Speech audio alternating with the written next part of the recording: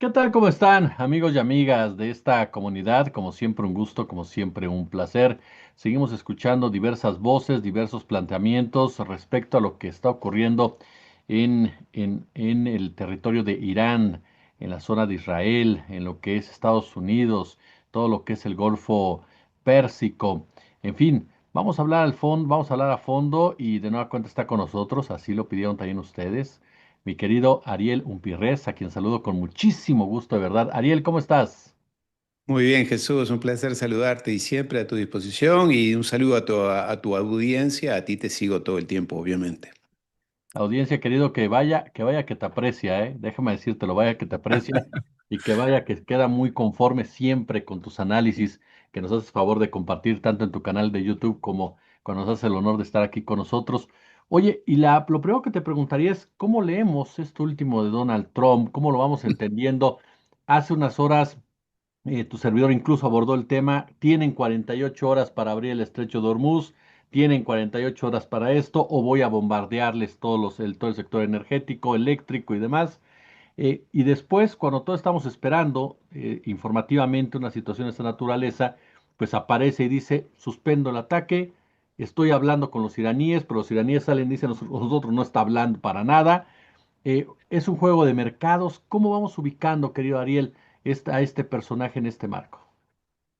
No, no, yo creo que es mucho más terrenal la cosa. Es un juego de gente improvisada, superficial. Son neófitos en esto, improvisados, improvisados. Él y la banda de gente que lo rodea, que es muy pequeña. Esta es, en algún momento se habló, ¿te acuerdas? Quizás hace muchos años, una banda de cuatro. Bueno, esta es la banda de cuatro. El gobierno de los Estados Unidos está en manos de este señor que no lee, que no estudia, que no se concentra en nada, que no sabe nada de casi nada. De lo único que sabe es de hacer negocios inmobiliarios, de hacer trampas, de instalar casinos en Atlantic City, lo que ya sabemos que eso significa, una de las actividades más turbias, digámoslo de alguna manera, y que no se concentra en nada, que no sigue los consejos de nadie, en fin, y está rodeado por cuatro bandidos, que son su yerno, Jared Kushner, que la mayor preocupación de Jared Kushner en esto del Golfo es que él y su fondo de inversiones, o sea, estamos hablando de actividad financiera, es un hombre de la actividad financiera, su fondo de inversiones está apalancado con capitales de Qatar, cataríes.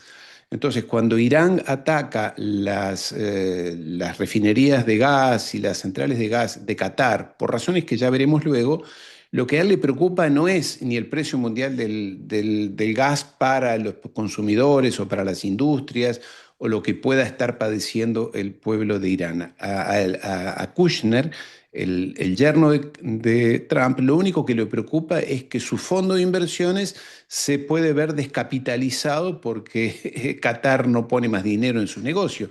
Esta es gente que además de Kushner está el otro amigo, el del Steve Witkoff, que era su compañero de golf y que también se dedicaba a la actividad inmobiliaria, remodelaba bodegas allí en Nueva York, en New Jersey y demás, y las vendía. Ese es todo su atributo y su calificación profesional, lo cual está muy bien. Yo no tengo nada que objetar sobre la actividad profesional de quien sea, pero no le da el estatus ni intelectual ni de experiencia para manejar temas tan complejos a nivel mundial como es el Medio Oriente o el Asia Occidental, Israel, la historia, los conflictos que hay allí, culturas tan complejas que están allí en pugna y que necesitan de personas muy sólidas intelectualmente y rodeadas de personas muy sólidas. Bueno, estos son cuatro o cinco bandidos que están ahí en la Casa Blanca, como digo. A esto hay que agregarle los fanáticos, estos supremacistas judíos, sionistas, este Miller, el pelado, que siempre lo aconseja a Rubio de que hay que atacar a América Latina, a los inmigrantes, los mexicanos, que odian a todo lo que es latino, latinoamericano, en fin, esta gente son el pueblo elegido, ¿no? Eso hay que sacarse el sombrero ante ellos. Y después Susie Wiles, la señora que maneja la Secretaría General de la Casa Blanca, todos supremacistas, judíos supremacistas, sionistas todos, y Marco Rubio, un hombre obsesionado con Cuba y con destruir al pueblo cubano y odia a todo lo latino también. Esto es lo que gobierna Estados Unidos. Y después un grupo de think tanks y de analistas que cobran miles de dólares por hacer papers, que son siempre los mismos, y que dicen lo que Trump quiere escuchar, que además no los lee. Trump no los lee, ni los recibe, ni los escucha a estos señores. Pero en fin, esto es lo que está comandando, este es el equipo que está comandando a la Casa Blanca y haciendo estas locuras como la de esta guerra con Irán, que ya lo hemos mencionado tú y yo y tú en tus análisis. Fueron a una guerra contra Irán de manera improvisada. Creían que hacer lo de Irán era más o menos parecido a lo que le hicieron a la pobre Venezuela hace ahí, el 3 de enero. Entramos, somos muy fuertes, vamos con Rambo, con Tom Cruise, que se acaba de terminar de filmar la última Misión Imposible, o sea que ya tiene toda la tecnología. Entramos allí, descabezamos el gobierno, los matamos a todos y logramos que el pueblo iraní se rebele y está todo bárbaro y seguimos gobernando. Bueno, por primera vez en 80 años, de verdad, no la primera vez porque en Vietnam y en otros lados se han dado la cabeza contra el muro, pero en este caso ha sido en vivo y en directo a través de la televisión y las redes sociales. Los iraníes, que además, mira qué curioso, y lamento ser tan largo con esta introducción, Vale. querido Jesús, pero los iraníes que hasta el día anterior de la invasión, del ataque, querían arreglar el tema nuclear, el tema misilístico en las negociaciones, estaban abiertos, se habían flexibilizado mucho, estaban dispuestos a llegar a un acuerdo con Estados Unidos con tal de que les levantaran las sanciones. Estamos, esto era la realidad.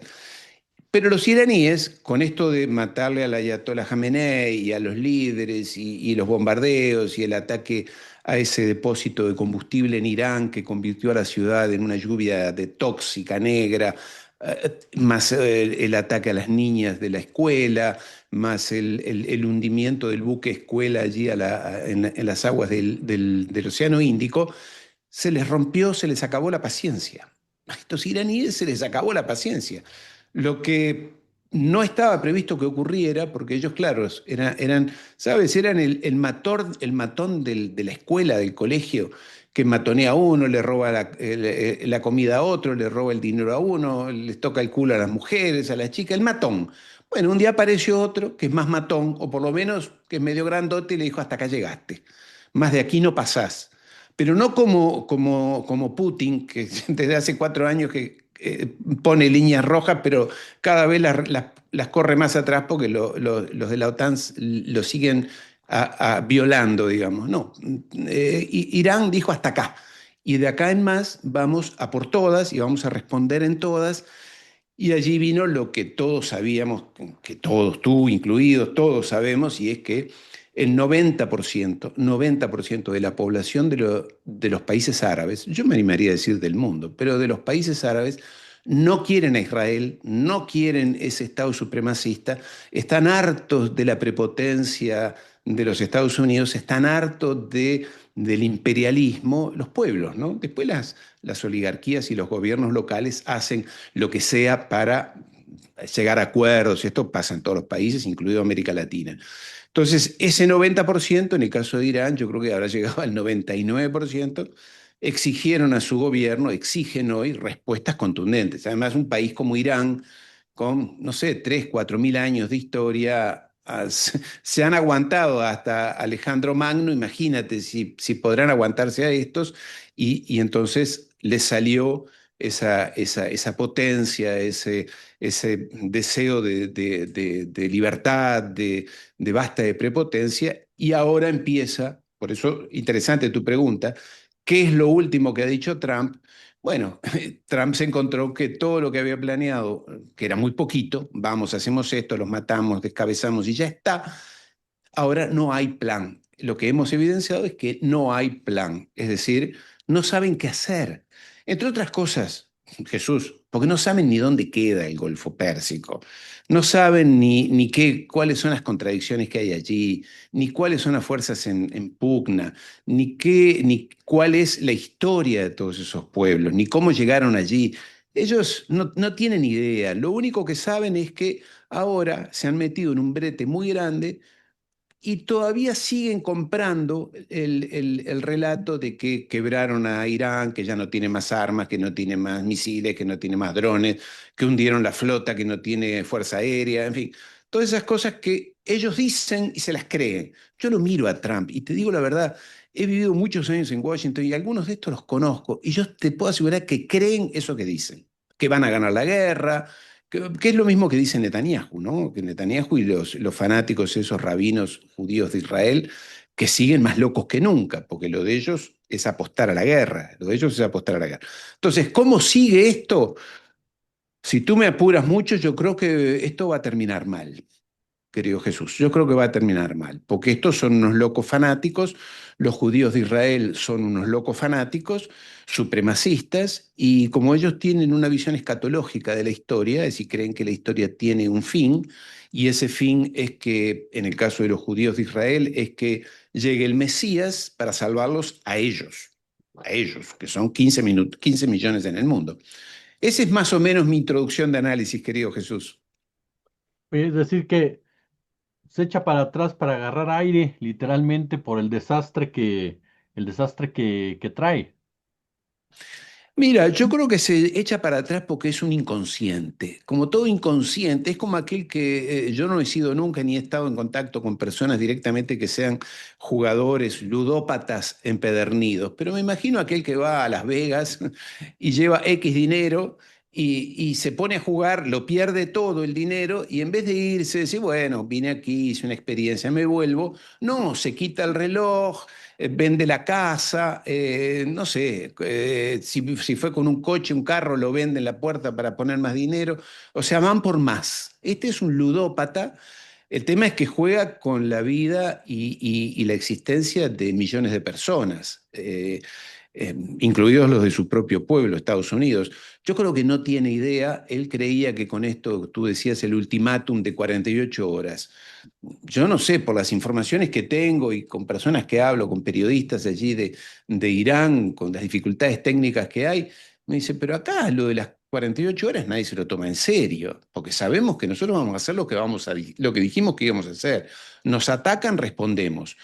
Creo que la situación se complicó en términos geopolíticos mundiales cuando el sábado por la noche Irán atacó la ciudad de Dimona, que está al lado de una central atómica. Yo creo que la importancia de la ciudad de Dimona, más allá de que hablan de 5 a 10 mil muertos, aunque Israel lo oculte, es que en esa ciudad están los científicos, los investigadores, los técnicos de la central de Dimona. Y que eso fue, creo yo, un mensaje. No jodan demasiado, como dicen los argentinos, porque eso de que no tenemos armas y demás, sí tenemos. Y sabemos dónde está Dimona. Ahora le tiramos a la ciudad que está a 3 kilómetros, pero si hay que tirarle a Dimona, le tiraremos. Lo cual tiene implicaciones muy amplias, porque además están los hermanos palestinos ahí al lado. Tampoco es que Irán tenga ganas de cometer una locura de esas. Pero es que estos supremacistas estadounidenses son capaces de cualquier cosa. Este hombre no tiene plan, no tiene, es un orgulloso, es un narcisista. Lo que yo soy, lo que yo quiero, lo que yo hago, soy rubio, ojos celestes, hablo inglés, soy el más potente del mundo y hago lo que quiero. Y esto es lo que lleva a muchísimo peligro, porque efectivamente está rodeado de gente que le dice que tiene razón, que es el más lindo, el mejor, no tiene plan, no tiene plan, porque en este escenario, querido Jesús, lo lógico, por eso hablaba de un ludópata empedernido, es que dijera, bueno, salió mal, me han engañado, me metí en una guerra demasiado costosa en todos los términos, hago algo, digo que ya gané y me retiro. Y digo que ya gané y me retiro y levanto campamento y ya está. Pero no, va por más. Le han destruido, no es un dato menor, querido Jesús, y con esto termino este capítulo, les destruyeron la quinta flota de los Estados Unidos, no la flota, pero la base de la flota. ¿En qué se ha basado el poder del imperio estadounidense en 80 años? En su control del territorio, como todo imperio. Pero como en este caso el imperio está rodeado de agua, Océano Atlántico y Pacífico, su territorio es el mar. Por eso es que ha desplegado 7 flotas desde hace 80 años. Su gobierno es el mar. Ellos dominan gobernando el mar, los pasos estratégicos del mar, la navegación. Recordemos que el 90% del comercio mundial se hace por mar. Entonces, quien controla los mares, controla la economía. Y eso era Estados Unidos. Una de ellas era la quinta flota que estaba en Bahrein, o sea, toda la zona del Golfo, esa zona de la salida por el estrecho de Hormuz y demás. Eso Irán se lo atacó, en 48 horas se desvaneció, no existe más. Ya no están más esas bases. Los soldados no sabemos dónde están, a muchos los han matado, otros han terminado en hoteles allí en Emiratos, pero se terminó uno de los pilares del imperio, es decir, el control del territorio. Ya no lo controla más y este hombre lo llevó a ese atolladero, a ese matadero. Y ahora dice que quiere ir por más. Yo no sé, la verdad es que es desconcertante, querido Jesús.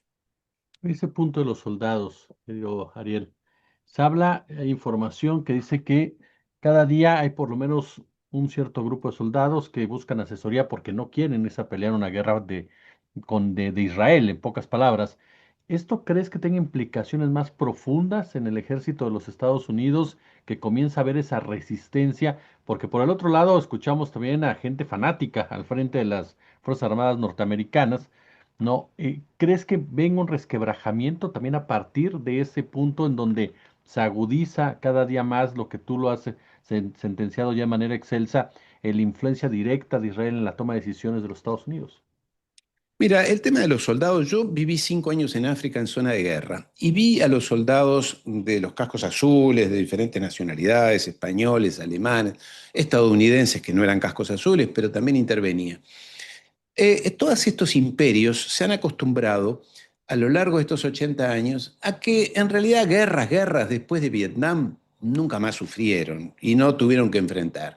Entonces la mayoría de los jóvenes que se enrolan en el ejército y principalmente en los Estados Unidos lo hacen porque no tienen otra actividad que desarrollar, allí pueden aprender algo, pueden formarse en algo, pueden viajar, tienen seguro de salud, de sanidad, tienen seguro dental, todas cosas que en Estados Unidos son carísimas, les pagan un sueldo, hacen una experiencia, por ahí hacen alguna carrera semi-universitaria, técnica, pero a la hora de guerra, bueno, los pilotos son los que desde arriba tiran bombas y matan gente en Afganistán, en Irak, pero guerra, después de la guerra de Vietnam, esta gente no enfrentó a nadie y fue lo que fue la guerra de Vietnam.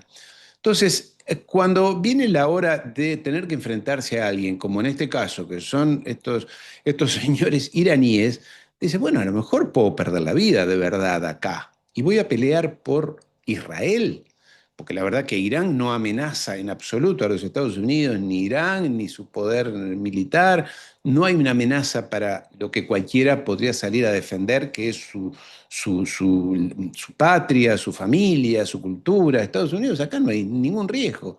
O sea que salimos a defender a los colonos judíos fanáticos sionistas de Israel, que sí están allí, ellos sí están allí, y que necesitan que Estados Unidos vaya a pelear. Entonces pasó eso a lo que tú creo que haces alusión, que es esos sabotajes que hubieron sobre el portaaviones el Ford, allí llegando a las costas en el Mediterráneo, donde los WC, los inodoros, los waters no funcionaban, se tapaban, estaba todo inundado de cosas, de todo tipo de excrementos, después un incendio en la zona de lavanderías que tardaron 30 horas en apagarlo, dentro de un portaaviones, o sea que es algo cerrado, es peligroso. Terminaron yendo a Creta a reparaciones, todo eso fueron sabotajes.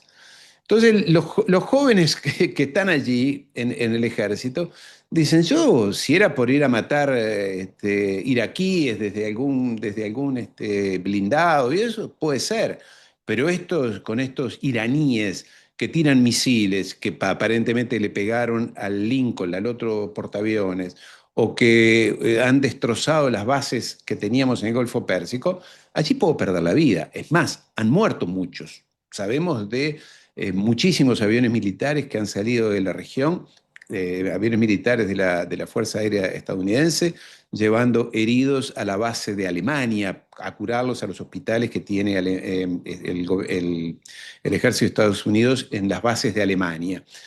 Entonces, estamos en zona de riesgo, en zona de peligro. Entonces, ahí se termina la valentía, ya se termina el espíritu combativo, que es lo mismo que le pasa a los soldados israelíes. 30-40% de deserción en los soldados. Porque bombardear desde el aire o desde la artillería a Gaza y matar a los palestinos, bueno, es cosa fácil. Pero ir a pelear con ellos ahí adentro, entrar a Gaza, pelear con ellos en la guerra urbana, aguantar la guerrilla urbana o ir a pelear al Líbano, no, ahí ya no tengo ganas, que vaya otro. Entonces, yo creo que esto es todo, se está cayendo todo a pedazos, querido Jesús. A mi juicio, es un momento histórico que estamos viendo la aceleración, que cómo la historia se acelera en determinados momentos, pues, justamente por aquellos que deberían evitar que eso pase, que en este caso es o el emperador romano o el presidente de los Estados Unidos, que por sus errores acelera la decadencia de su propio imperio. Aquí estamos viendo clarísimo. Estados Unidos ya no puede asegurar ni el control del territorio, en este caso los mares, no puede asegurar o dar garantías de seguridad a sus colonias, a las élites de sus colonias, es decir, a las monarquías del Golfo. Quédense tranquilos, yo les doy garantías. Acá no va a pasar nada, nada las va a tocar. No, Irán las tiene ahí a tiro de misil. Entonces, bueno, estamos en un escenario en el cual el mundo cambia muy rápidamente, querido Jesús. Oye, finalmente, querido, no puedo dejar de preguntarte porque es un tema que también se ha estado discutiendo ya entre la gente, se ha puesto sobre la mesa. Este sadismo, esta crueldad hacia los niños, hacia las niñas, cuando vuelan la secundaria, cómo masacraron, agredieron, mataron a niños y niñas palestinos que no tenían ni una piedra siquiera para defenderse. El tema, obviamente, de Epstein. Y comienzan, tú y yo platicábamos anteriormente, el tema religioso siempre presente, o teológico, o de sectas, y comienza a manejarse el tema de Baal como tal. ¿Esto tú le ves algún tipo de vínculo en la misma historia cananea de Israel? ¿Está presente en las discusiones que hoy tenemos? ¿O lo ves completamente más que nada como un asunto que se ha venido a sumar en esta gama de información? No, no, Jesús, yo vuelvo a insistir, el tema religioso o la cosmovisión, yo me gusta hablar de cosmovisión porque lo religioso enseguida va a Dios, ¿no? Y yo no voy a Dios, voy a la cosmovisión, es decir, una visión completa que tienen las personas de poder en el mundo. Y si no metemos ahí sí el tema religioso o en esa cosmovisión la cosa religiosa, estamos rengos, o sea, no vemos completamente bien el análisis. Sí, ocurre que es muy sencillo, muy sencillo. Yo creo que la gente a veces la quiere complicar las cosas. Esta gente, los rabinos judíos sionistas de Israel y las élites gobernantes de Washington, se sienten el pueblo elegido. Se sienten el pueblo elegido y se sienten el pueblo al cual Dios les dio un mandato. Y como dice un amigo, dice, con Dios no se discute. Si Dios te dio un mandato a ti, Jesús, ¿qué voy a discutir yo? Te lo dio Dios, ya está, no puedo discutir con Dios. Pero claro, el problema es que es tu Dios que te dice que hagas cosas tan aberrantes como despreciar la vida de todos los goín. Por algo los judíos, en su vida cotidiana, tú sabes, yo tengo una hija judía, estuve casado con una mujer judía, he vivido dentro de las colectividades judías, conozco cantidad de rabinos, actividades en su vida privada, en sus fiestas, en sus comidas familiares, en sus sinagogas, los judíos al resto de los humanos nos tratan de goim. No, porque los goim, aquel es goim, aquella es goim, se casó con una goim, está de novio con un goim. O sea, cosas que, ¿se entiende lo que digo? ¿Y quiénes son los goim? De los 8.000 millones de habitantes que tiene el planeta, somos 7.999 millones, porque ellos son 15 millones. Entonces son todos goim. No solamente los musulmanes, también los cristianos, también los ateos, como es mi caso. Entonces, esta gente, ¿qué les dijo Dios? Y es lo mismo que dijo Netanyahu el otro día en televisión. Lo dijo hace una semana, 10 días atrás. Tenemos que cumplir la profecía de Amalek. Y yo siempre la cito, ya me la sé de memoria, obviamente la tengo aquí en la Biblia. ¿Qué dice la profecía de Amalek? no tengas compasión de nadie, mata hombres, mujeres, niños y lactantes. Y después dice además cabras, camellos, etcétera. Y eso es lo que ellos les inculcan, los rabinos, todos los días en las escuelas, en los colegios, a los niños, adolescentes y a los adultos en la sinagoga todos los sábados. La profecía de Amalek, somos el pueblo elegido, la raza elegida, porque somos, los judíos transmiten su judaísmo a través de su madre, de manera obligatoria, o sea, de manera biológica, no es que es una opción, tú eres católico o no, porque adoptas o no esa religión, o en el caso de los judíos son judíos porque ya hijo de judía es judío. Y segundo, porque los adoctrinan para ser el pueblo elegido. Entonces el pueblo elegido hace las barbaridades que el Talmud dice que pueden hacer. Por ejemplo, tener relaciones sexuales con niños a partir de los 3 años. Lo dice el Talmud.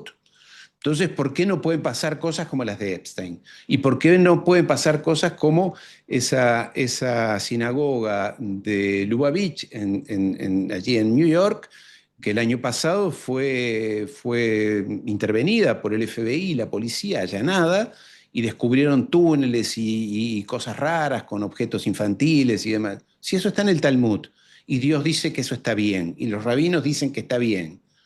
Entonces, es en esa concepción, en esa cosmovisión en la cual ellos se mueven, pasan estas cosas, como, bueno, si hay que bombardear una escuela con 170 niñas, lo cual va a producir lo que buscamos, es decir, ellos buscan que las poblaciones se atemoricen, se amedrenten, se hagan más dóciles en base al terror. Ellos atacan hospitales, escuelas, refugios, en fin, lo hacen a propósito, lo hacen a propósito porque es la manera de amedrentar, de generar miedo, de generar pavor, que en principio lo logran, pero a veces, como en el caso de los amigos iraníes, dicen hasta acá llegaron y apenas, a pesar de que haya bombardeos, se reúnen todas las noches en las plazas, al aire libre, a protestar y a apoyar a su gobierno y a exigirle al gobierno de Irán no más negociaciones, no más acuerdos de paz, ni acuerdos atómicos, ni nucleares, ni nada. Van por todas y dicen, tiene que desaparecer Israel.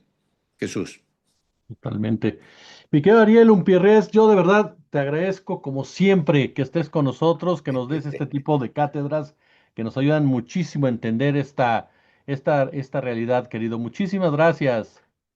Siempre un placer, Jesús. Un abrazo a tu comunidad allí, sobre todo y especialmente en ese tan querido México. Un abrazo muy grande, amigo, a tu disposición siempre.